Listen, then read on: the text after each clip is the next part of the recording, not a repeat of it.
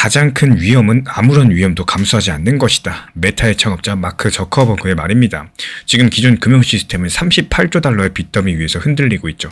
이 불안 시대의 가장 위험한 선택은 변화를 거부하고 낡은 화폐에만 매달리는 겁니다.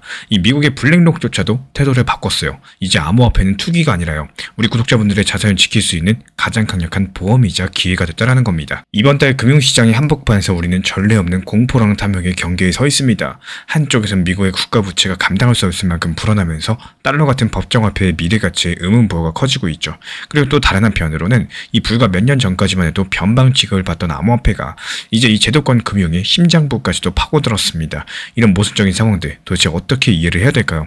특히 오늘 주목하셔야 되는 것은 이 세계 최대 자산운용사 블랙록의 극적인 태도 변화, 그리고 그 흐름 속에서 새로운 금융 유틸리티의 표준으로 떠오르고 있는 리플 XRP의 역할입니다. 먼저 블랙록의 레리 핑크 회장 CEO가 왜 지금 암호화폐에 대한 관점을 뒤집었는지 그 배경부터 살펴보자면요. 뉴욕타임스에서 열린 딜북 서밋 행사에서 레리 핑크 회장이 참석을 하면서 과거 자신의 비트코인 회의론이 틀렸다라고 인정하면서 입장을 선회했습니다. 그리고 이 발언이 단순하게 의견 변경을 넘어가지고 비트코인을 공포의 자산으로 다시 한번 정의한 것으로 큰 의미를 갖게 됩니다.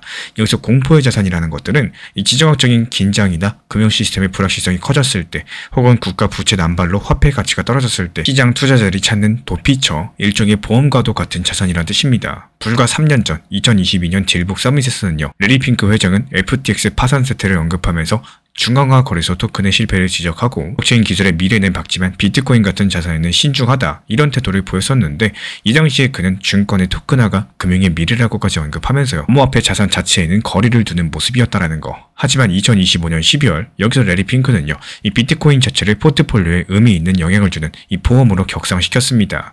이런 것들은 블랙록이 내부적으로 비트코인 같은 이런 주요 암호화폐를 이제 단순 투기 자산이 아니라 거시 경제적인 해지 수단으로 받아들이고 있다는 강력한 신호겠죠. 그리고 레리 핑크의 이런 돌변은 개인적인 변심이라기보다는 이 블랙록 조직 전체의 연구 결과랑 맥을 같이 합니다. 실제로 블랙록 투자연구소가 12월 2일에 발표한 2025 글로벌 전망 보고서가 그 근거를 보여주고 있는 상황인데요. 이 보고서에서 블랙록은 현재 세계 경제가 인공지능 같은 거대한 구조적인 변화, 이른바 메가포스에 의해서 주도되고 있다고 진단을 했고, 예를 들어가지고 인공지능 인프라 구축에만 2030년까지 약 5조에서 8조 달러의 투자가 필요할 것으로 내다봤는데요. 이 전력망 확충이라거나 데이터 센터 건설처럼 실물 경제 분야에 막대한 자본이 투입될 것이다라는 의미입니다. 여기서 문제가 되는 게 뭐냐? 이런 대규모 투자가 이루어지는 시기에 미국의 재정 적자가 전후 최고 수준이라는 점인데요. 블랙록은 높은 정부 부채랑 민간 부분의 레버리지 확대가 맞물리면서 이 금융 시스템이 어느 때보다도 충격에 취약해졌다라고 경고를 남깁니다. 이런 맥락에서 레리 핑크가 비트코인을 공포의 자산으로 칭했다는 것 자체가 결코 우연이 아니라는 거. 이 급증하는 부채랑 또 인플레이션 압력 속에서 전통적인 안전자산인 국채마저도 매력이 떨어지면서 공백을 메울 새로운 안전판으로서 암호화폐를 주목하기 시작했다는 뜻입니다. 이 실제로 블랙록은요, 해당 보고서에서 미국 장기 국채에 대한 비중 축소 의견을 제시를 하면서 국채도 더 이상 옛날만큼 안전하지가 않다, 이런 시각을 내비쳤고, 결국에 블랙록이 찾는 대안적인 보험 자산 중에 하나로서 떠오른 게 암호화폐고요. 이 논리가 비트코인뿐만 아니라 이 규제를 준수하고 실용적인 유틸리티를 제공하는 리플 XRP 같은 자산에도 똑같이 적용될 수가 있겠습니다. 그렇다면 이제는 이런 블랙록의 움직임을 뒷받침하는 거시경제 상황과 규제 환경을 살펴보도록 하겠습니다. 25년 12월 현재 이 글로벌 경제에서는 미국의 부채 문제랑 통화정책 변화, 그리고 한국과 유럽의 규제 이슈라는 세 가지 큰 변수가 존재합니다. 먼저 미국 거시경제부터 살펴보자면요, 현재 시점 가장 큰 위험 요인은 단연 국가 부채의 급증이겠습니다. 이 미국 재무부 자료에 따르면은 미국의 총 부채는 이미 38조 달러를 넘어섰고, 2024년 초까지만 해도 34조 달러 수준이었는데, 이 불과 2년도 채 안 되는 사이에 4조 달러나 불어난 겁니다. 그것도 코로나 같은 국가 비상사태가 아니라 평상시에 이 정도 속도로 빚이 늘어났다는 것 자체가 사상 초유의 일이겠죠. 이렇게 부채 급증이 결국에 미국의 신용도에도 악영향을 미쳤다는 거. 국제신용평가사 무디스 측에서는요, 이 재정적자 폭증이랑 부채 관리 능력 부족을 이유로써 미국의 국가 신용 등급을 최고 등급 AAA에서 AA1으로 한 단계 강등했습니다. 앞으로 다가올 더 큰 문제는 이자 부담인데요. 향후에 10년간 미국이 지불해야 될 국채 이자만 약 14조 달러에 달할 것으로 전망이 되는데, 이 금액이 국방비를 비롯한 웬만한 공공예산을 모두 합치는 것보다도 많습니다. 말 그대로 부채의 늪에서 빠져들고 있다는 거. 이 미국 정부가 이렇게 불어난 빚을 감당하려면 결국에 돈을 더 찍어낼 수밖에 없고, 또 그런 것들로 인해서 화폐의 가치가 떨어지는 이 디베이스먼트, 즉 화폐 가치 희석 현상이 현실화될 수 있다는 우려가 나올 수밖에 없겠죠. 그리고 이런 재정 우위 상황에서는 달러의 가치 저장 능력에 의문이 생길 수밖에 없다라는 거. 바로 그래서 올해 말 들어서 이 기관 투자자들마저도 달러 외 가치 저장 수단으로 암호화폐를 주목하기 시작을 한 겁니다. 다음으로 미국 연준의 통화 정책을 살펴보겠습니다. 이 12월 9일에서 10일로 예정되어 있는 올해 마지막 FOMC 회의를 앞두고 현재 시장은 금리 인하를 기정사실로 여기고 있는데요. 시카고 선물거래소의 패드워치 자료를 보면은 현재 약 87% 확률로 12월달 금리 인하가 예상이 되고 있습니다. 이미 미국 연준은 9월과 10월 연속으로 기준금리를 0.25%씩 내렸었고, 인플레이션 상승률이 둔화되는 흐름 속에서 고용시장 연착륙을 위해서 이 추가적인 금리 인하를 단행할 가능성이 높다라는 분석이 지배적인 상황이고요. 실제로 지난 9월달 소비자 물가지수 CPI는 전년 대비 3% 상승하면서 목표치인 2%를 웃돌지만 전반적인 상승세는 둔화가 되고 있다는 거. 이 연준이 당장 물가 2% 목표를 달성한다기보다는 경기랑 고용 안정을 위해서 선제적으로 완화로 돌아섰다는 해석이 나와주고 있습니다. 이런 기대감을 반영하듯이 시중 모기지 금리도 이미 서서히 내려오는 조짐을 보여주고 있고, 금리 인하는 시중에 돈을 풀어서 유동성을 늘리는 효과를 내면서 이게 바로 전통적으로 주식이나 암호화폐 같은 이런 위험자산의 호재로 작용을 해왔습니다. 특히나 금리 인하로 달러 가치가 약세로 전환되면요, 이 상대적으로 봤을 때 대안자산이라고 할 수 있는 암호화폐의 투자 매력이 높아질 수밖에 없겠죠. 이런 통화 정책 변화도 역시 XRP 같은 자산에는 우호적인 환경이라고 할 수가 있겠습니다. 이제 거시경제의 불안정과 규제 지형 변화 속에서 XRP가 어떻게 재평가가 받고 있는지 심층 분석해 보도록 하겠습니다. 현재 시점 XRP를 둘러싼 세 가지 축, 즉 ETF, 스테이블코인, 온체인 데이터 측면에서 일어난 변화에 주목하셔야 되는데, XRP가 더 이상 변방의 알트코인이 아니라 이 제도권 금융에서 활용되는 실질적인 자산으로 진화하고 있다는 거. 먼저 첫 번째가 XRP 현물 ETF입니다. 2024년 비트코인 현물 ETF가 암호화폐 시장의 지형을 바꿨다라고 한다면은 2025년 하반기부터 2026년까지 당연히 XRP 현물 ETF가 새로운 주인공으로 떠오르게 될 겁니다. 이 그동안의 법적 규제 불확실성이 해소되자마자 이때 출시된 XRP 현물 ETF들은요, 이 기관의 자금을 예상을 뛰어넘는 속도로 빨아들이고 있고요. 12월 초 기준으로 미국 시장에 상장된 XRP ETF들의 총 운용 자산은 이미 8억 4천만 달러, 약 1조 2천억에 달하면서 출시된 지 얼마 되지도 않았는데 벌써 1조 원 돌파를 눈앞에 두고 있습니다. 이 속도가 지난해 비트코인 ETF 초기 흥행 열기에 버금가는 순인 거고, 알트코인 ETF 중에서 전례 없는 폭발적인 성장세입니다. 그리고 주요 XRP ETF들의 면면을 살펴보면 그 흐름은 더욱더 분명해지는데요. 이 신생 운용사 캐너리 캐피털의 XRP ETF는 현재 AUM 3억 3천만 달러 넘기면서 단일 펀드로 가장 큰 규모를 기록하고 있고, 이 펀드는 기관 수요를 선점하면서 시장을 이끌어가고 있죠. 전통 강자 프랭클린 템플턴이 출시한 XRPZ ETF도 첫날부터 거대한 자금이 몰려들면서 그레이스케일 같은 여러가지 업계 기존 강자들과 어깨를 나란히 하고 있습니다. 이 그레이스케일도 역시 자사의 XRP 신탁을 ETF로 전환하면서 약 1억 3천만 달러 규모의 자금을 운영 중이고요. 현재 시점에서도 꾸준히 기관 자금을 유치하고 있습니다. 한마디로 미국 월가의 큰 손 자금들이 ETF라는 통로를 통해서 속속들이 XRP로 유입되고 있다는 거. ETF 자금의 유입은요, 곧 시장에서 유통되는 실제 XRP 물량의 흡수를 의미합니다. XRP ETF 출시 이후에 주요 거래소들의 유통 물량이 약 29%나 감소했다는 분석도 나왔고요. 그만큼 시중에 풀려가지고 떠돌던 XRP 물량들이 XRP 현물 ETF로 빨려 들어가서 잠기고 있다는 뜻이겠죠. 이 말인즉슨 공급 쇼크가 나온다라는 건데, 가격 상승에 강력한 동력이 될 수밖에 없다라는 거. 실제로 12월 들어서 ETF 자금 유입이 본격화되면서 XRP 가격은 2.2달러 안팎에서 견조하게 지지받았고, 작은 조정에도 쉽게 무너지지 않는 모습을 보여주고 있습니다. 현재 하루에 많게는 수천만 달러씩 ETF로 자금이 들어오고 있는데요. 이런 추세가 이어진다? 내년과 후년에 걸쳐가지고 XRP의 수급 구도가 크게 바뀔 것으로 전망이 됩니다. 여기서 일부 전문가들은 현재 속도대로라면 2026년 말까지 XRP ETF에 유입된 자금 규모가 약 67억 달러에 이를 것으로 내다보고 있고요. 그 정도면 XRP는 비트코인에 이어서 기관 포트폴리오에 반드시 담아야 되는 자산으로서 자리매김하게 될 겁니다. 그리고 두 번째 축은 리플사가 발행한 달러 연동 스테이블코인 RLUSD입니다. 이 스테이블코인은 리플 네트워크 기반의 생태계를 넘어서 전 세계 엔터프라이즈 결제 시장에 변화를 일으키고 있는 상황인데요. 2025년 12월 4일 기준으로 RLUSD가 출시된 지 아직 1년이 안 됐지만요. 이 시가총액은 이미 10억 달러 돌파하면서 전 세계 스테이블코인 순위 탑 10에 들어갔다라는 거. 헤더라거나 서클 같은 기존 강자들이 장악한 시장에서 후발주자인 RLUSD가 거둔 놀라운 성과입니다. 이 RLUSD의 성공의 가장 큰 요인은 철저한 규제 준수 전략인데요.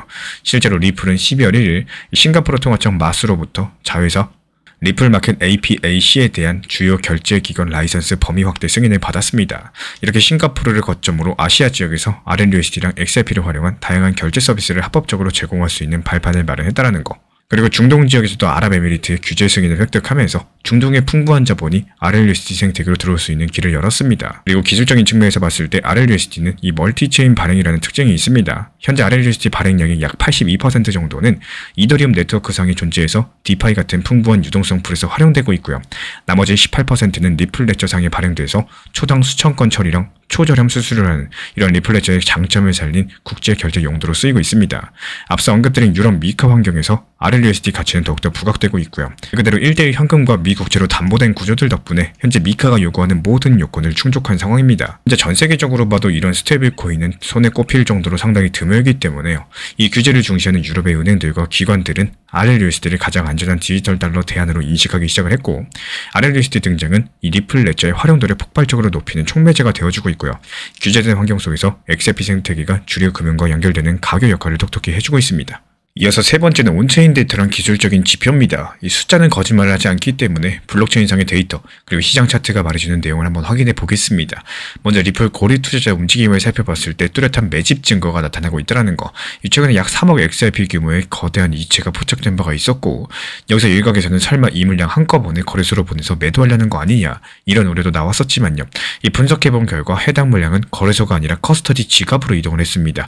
쉽게 말씀드리면요, 매도하려고 옮긴 게 아니라 장기 보관을 위해서 더 안전한 곳으로 옮겼다는 거예요. 그리고 더더욱이 고무적인 것은 이런 고래들의 거래소행 이체 자체가 크게 줄어들었다는 점입니다. 온체인 데이터 플랫폼 크립토컨트에 따르면요, 10월 말만 해도 하루 4만 9천 건에 달하던 대형 지갑들의 거래소 입금 건수가 12월 초 현재 1천 건 미만으로 뚝 떨어졌습니다. 이 고래들이 더 이상 거래소로 XRP를 보내지 않고 있다는 의미겠죠.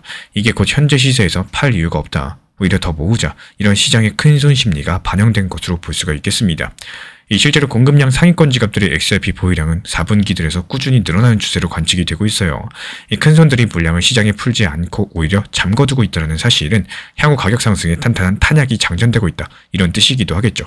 파생상품 시장이랑 투자 심리도 이런 추세를 뒷받침해주고 있는데요. 이 시카고 상품거래소를 비롯한 주요 거래소에서 XRP 선물 미결제 확정 규모가 눈에 띄게 증가하고 있고, 이런 것들은 기관과 프로 트레이더들이 XRP 가격 향방에 적극 베팅하고 있다는 뜻인 거고, 일반적으로 미결제 확정 증가는 현재의 추세가 힘을 받고 있다는 신호로 해석이 됩니다.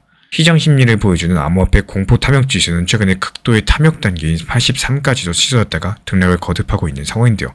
그만큼 현재 투자 심리가 뜨겁다라는 방증인 건데, 사실 이런 수준의 탐욕 지수는 강시장에서 흔히 나타나는 현상입니다. 다만 여기서 재밌는 건요, 이렇게 시장에 열기가 넘치는 와중에도 XRP는 다른 움직임이 보였다는 거. 최근에 비트코인이 단기 조정받는 며칠 동안에도 XRP 가격은 비교적 잘 버텨냈었고, 앞서 살펴본 자체적인 호재들, 예를 들어가지고 ETF 자금 유입이라거나 규제 승인 소식 같은 이런 것들이 겹치면서 XRP 리플만의 견조한 흐름을 유지하고 있는 겁니다. 한마디로 시장 전반에 투기적인 과열 조짐이 일부 있다라고 하더라도 XRP는 탄탄한 펀더멘털을 바탕으로 자신만의 상승 궤도를 그리는 중이라는 거죠. 결국에 종합해보자면요, 현재 우리가 목격하는 것은 단순한 암호화폐 반등이 아니라 거대한 패러다임의 전환이겠습니다.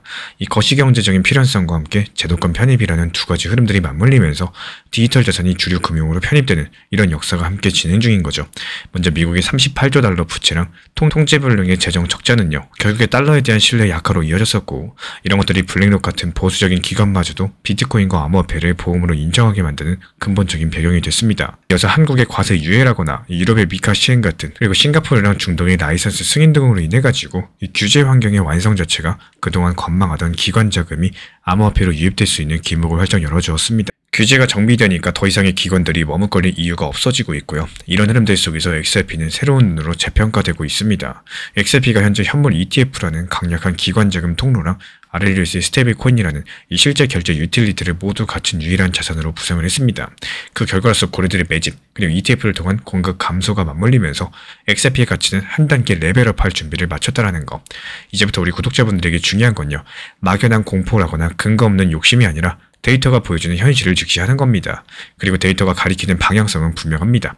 기관은 들어오고 있고 규제는 열리고 있고요. 기술적 지표는 상승을 가리키고 있다는 거. 지금 이 순간 우리는 말 그대로 거시경제의 임계점과 암호화폐의 제도권 대전환의 한복판에 서 있는 상황입니다. 하락폭이 강력하고 깊게 찾아올수록 그게 다져오는 저점은 더 단단해지고요. 그 위에서의 반등과 상승은 더 큰 힘을 갖게 되는 게 시장의 본성입니다. 이 시장이 부드럽게만 움직인다면 좋겠지만요. 현실에서 오히려 강력한 하락이 찾아올 때 비로소 그 이전의 과열이 식고 필요 없는 거품만 거치고 정말로 남아야 될 것들만 조용히 자리를 잡게 되는데요. 이런 과정들은 아프지만 결코 헛된 시간은 아닙니다. 왜냐하면 강력하게 눌린 스프링이 더 높게 튀어오르는 것처럼 시장도 크게 눌려본 만큼 다시 올라갈 때 에너지 또한 그 안에서 고스란히 쌓이게 되기 때문입니다. 물론 그 한가운데 서 있으면은 이번에는 다르지 않을까 이런 불안감이 고개를 들고 또 이번에는 못 버티는 거 아닐까 이런 두려움이 마음을 흔들기도 하는데 정말 아이러니하게도 바로 그 순간이 새로운 바닥이 조용히 다져지고 있는 구간일 가능성이 높다라는 거. 그래서 저점은 늘 공포 속에서 만들어지고요. 확신이 아니라 의심과 침묵 속에서 자리를 잡게 됩니다. 많은 분들께서 반등은 기다리면서도 정작 저점과 가까워질수록 더 크게 흔들리십니다. 그건 용기가 부족해서가 아니라 누구에게나 하락일 것은 보이지 않기 때문인 거고 바로 그 안개 속을 지나간 분들만이 그 이후에 펼쳐질 흐름을 맞이할 수 있게 되는 겁니다. 그래서 이런 구간에서는 무엇을 더 하느냐보다 무엇을 하지 않느냐가 훨씬 더 중요해져요. 이 결국에 큰 하락은 시장을 무너뜨리기 위해서 존재하는 게 아니라 그 다음 단계를 위한 바닥을 다지기 위해서 찾아오는 과정에 가깝고 이런 과정을 이해하고 또 견뎌낸 분들만이 그 위에 만들어지는 새로운 흐름을 온전히 바라볼 수 있게 되는 겁니다. 그리고 시간이 지나서 차트를 다시 볼 때 우리는 이렇게 말씀을 하시겠죠. 이 가장 무서웠던 그 구간이 사실은 가장 단단한 바닥이 되어 있었다는 것. 그래서 시장은 늘 가장 아픈 순간에 가장 큰 기회를 준비하고 있었다는 것들을 말입니다. 결국에 살아남는 건요. 이 하락을 피해간 사람이 아니라 그 하락을 견디고 지나온 사람이라는 겁니다. XRP든 비트코인이든 결국에 시장은 감정이 아니라 숫자란 구조로 움직여줍니다. 특히 기술적인 자리랑 온체인 흐름은요. 개인분들께서 혼자서 실시간으로 체크하기 상당히 어려운 영역이죠. 그래서 제가 보는 차트 포인트, 온체인 지표, 그리고 그 숫자들이 실제 시나리오안에서 어떻게 연결되는지까지 정확하게 정리해서 드리고 있기 때문에 이 자료를 받고 싶으신 분들은 현재 보이는 번호로 문자 신청 주시면 되고요. 주관적인 느낌이 아니라 객관적 기준을 세우시는데 큰 도움이 되실 겁니다. 최근에 리플 단기 변동성으로 인해서 이 단기 저점에 대한 매수 타점 잡고는 싶어도 이 매수 타점을 잡기 어려워하시는 분들이 정말 많으신 것 같습니다. 이미 제가 안내드렸던 리플 전용방에서 설명드렸던 중요 내용이지만요. 핵심 내용 6가지로 노하우 압축해서 한번 설명드려 보려고 합니다. 유튜브에서도 업로드 드리면서 짧게 설명드린 내용이지만요. 조금 더 쉽게 설명드리기 위해서 정보방에서 안내드린 내용으로 설명드려 보도록 하겠습니다. 우리 코인 신사 채널 5강 영상이에요. 리플 바닥 신호 잡기로서 조금 더 쉽게 단기 저점 찾아내는 방법이고요. 리플 XRP에 대한 이 단기 고점에 대한 매도 중요하겠지만요. 지금 같은 시장에서는 이런 단기 저점들을 얼마나 잘 찾아내고 여기에 대해서 원칙 매매를 활용할 수 있는지가 정말 중요한 타이밍입니다. 예를 들어가지고 강력하게 폭락하는 공포 구간에서의 바닥 신호라거나 이에 따른 거래량 움직임이 어떻게 됐을 때 바닥인지 그리고 지지 구간 잡는 방법이라든지 각종 보조 지표를 활용해가지고 하락 음봉 패턴에 대해서 분석 도움 드리고 있고요. 여러가지 다양한 방법으로서 6가지 내용 중에 앞부분만 짧게 설명을 드려봤습니다. 이 시간 관계상 전체적으로 설명드릴 수가 없기 때문에 필요로 하시는 분들께서는 리플 전용 정보방 신청 주시면 참고해 보셔도 좋으실 것 같습니다. 단순하게 고점에서 매도에 대한 욕심만 생각하시다 보면은 결국에 단기 저점이라는 이런 중요 타점을 놓치게 되는 경우가 상당히 많습니다.